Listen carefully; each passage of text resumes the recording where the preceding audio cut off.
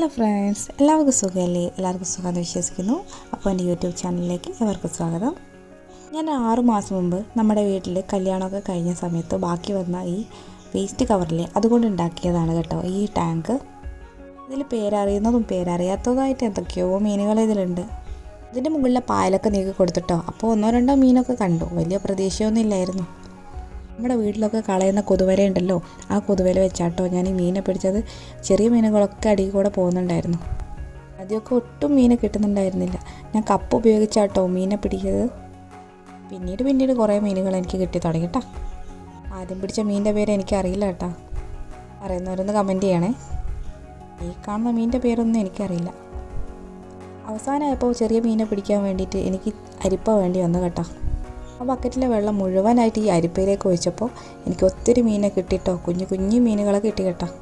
ഒരുപാട് നേരത്തെ പരിശ്രമത്തിന് ശേഷം ഒത്തിരി കുഞ്ഞു മീനുകൾ, ഒത്തിരി വലിയ മീനുകളൊക്കെ കിട്ടി കേട്ടോ.